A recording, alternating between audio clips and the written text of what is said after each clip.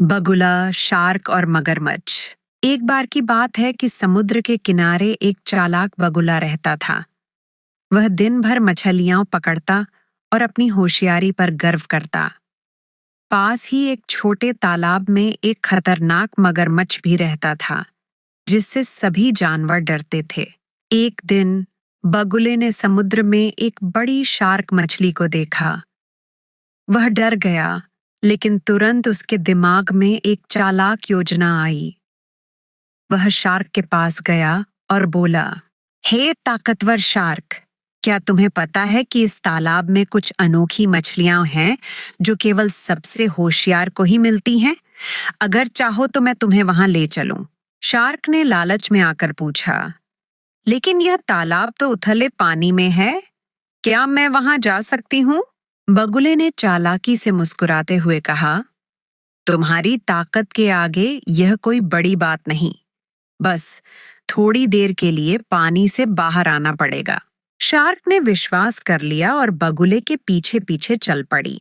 जैसे ही वह तालाब के किनारे पहुंची, बगुले ने जोर से आवाज लगाई, हे मगरमच्छ, देखो तो तुम्हारे तालाब में कौन सी मिठास आ गई है।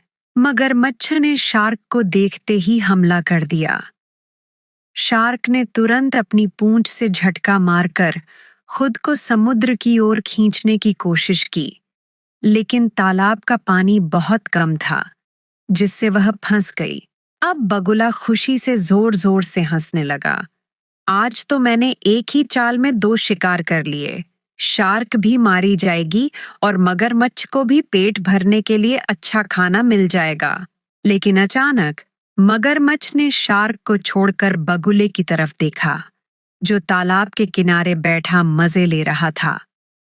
मगरमच्छ गरजते हुए बोला, तुझ जैसे चालाक को पकड़ना तो और भी आसान है। यह कहकर उसने झपट्टा मारा और बगुले को अपना शिकार बना लिया। सीख: बगुले ने शार्क को मगरमच्छ के हवाले करने की चाल चली, लेकिन खुद अपनी ही चाल में फंस गया। दूसरों को नुकसान पहुंचाने की कोशिश में इंसान अक्सर खुद को ही विनाश की ओर ले जाता है। धोखा और स्वार्थ का अंत हमेशा बुरा होता है।